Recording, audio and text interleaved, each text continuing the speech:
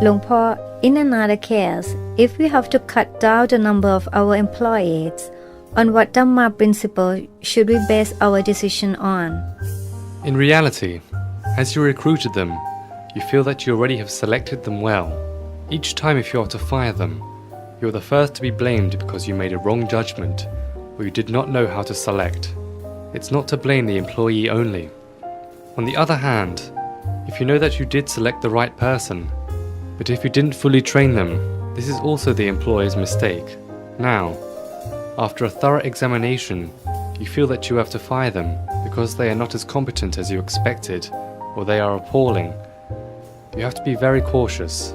Don't do it with ill feeling, because if you are to dismiss any employee, and if it's your fault, even if it is minor, it could be fatal. Remember, it is already complicated to recruit employees, but to dismiss them is even more difficult. Therefore, before each dismissal, think carefully. You have to gradually weigh the degree of severity or types of fault. To lay the employee off, you have to find out whether it's the employee's fault or if he or she is not suitable. Don't use the word fault yet. If they are not suitable, and other people also agree about that, and the employee also agrees to the fact, then the dismissal is quite easy, and no one can reproach us. With such a careless employee, it is better to get rid of him or her, and if colleagues do also agree with them, then this is not too dangerous for you. It is fine to dismiss the employee.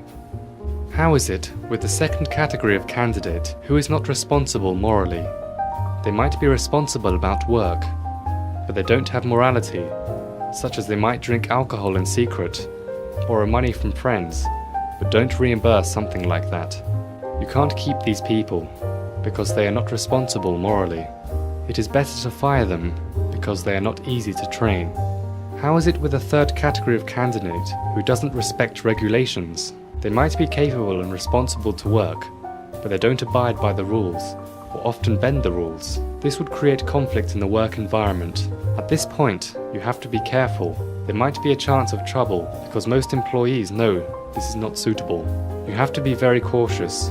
For this type of employee, you have to ask them to leave, not to fire them or advise them to leave, otherwise you will be in trouble.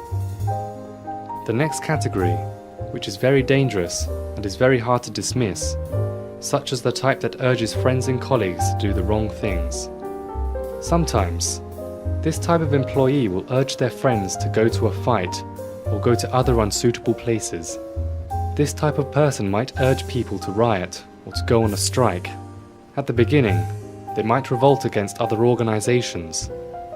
Later, they would end up revolting against you. You need to be cautious of this type of person, because if you don't examine well, you might end up in the mess. This really proves that they are not responsible for themselves or for their family, as they should have been, because if they were, they would not urge friends or colleagues to do the wrong things.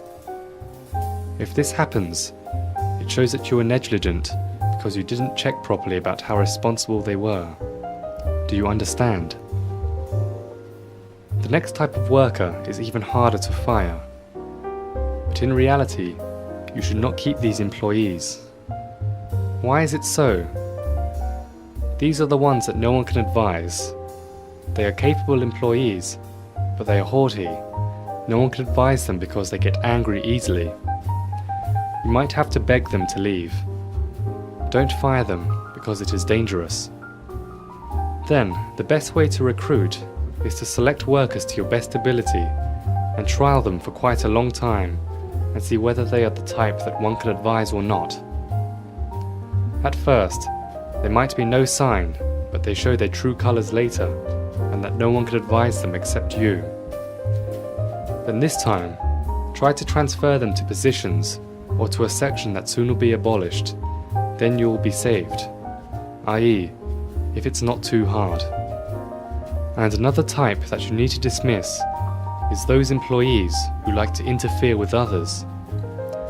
Why is it so?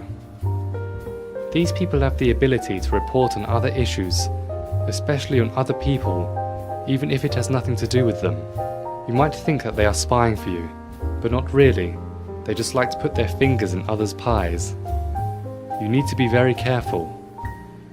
If you don't pay attention from the beginning, and you have to dismiss them, then your organization will be in turmoil, and it might be fatal.